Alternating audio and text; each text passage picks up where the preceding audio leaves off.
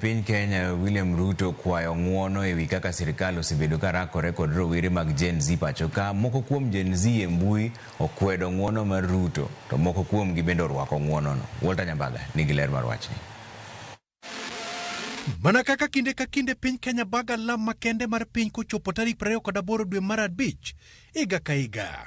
Alam mane onywando jotelo buora e kendo bang' jajipo makende Ricky Bolden mane onyoso oganda kod wes mane omulo chunje.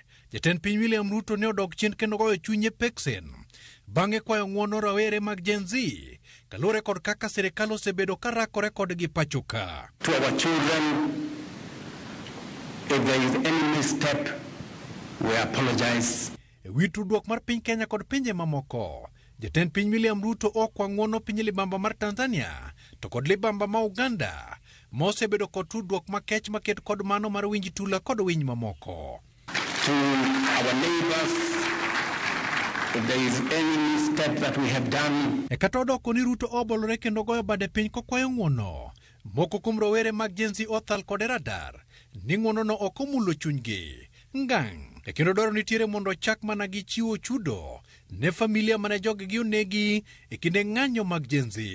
Kuomba msamaha, tungependa kuona ni nini inafanyika tuweze kusikizwa kwa zaidi tu. Ye Jatend piny Daktari William Samoei Ruto wakwa igi muolo ni mondo iwinjie jopiny.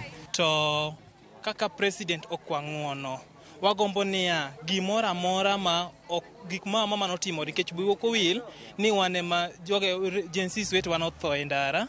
Wiwa poko wil ni gik promises mano wachte poko tim, but wagombo ni obed ma ng'at machungi wachne.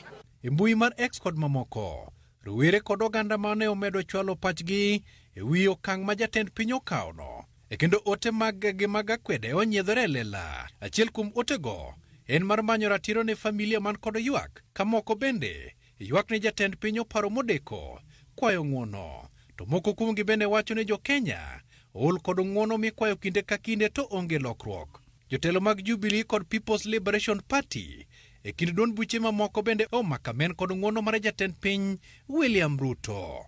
We insist that those who are still missing, those who are still nursing wounds, the apology is not enough. Actions speak louder. An apology, when you're giving an apology, you must have shown goodwill initially. He has not shown any sort of goodwill whatsoever. The reason we are saying it is a ploy, it's a fake apology that has no weight or meaning, it is because we listen to the parliament of Tanzania calling the government of Tanzania to do more torture. Walter Nyambaga, Ramogi TV. Endi bakosore Frederick Ouma kata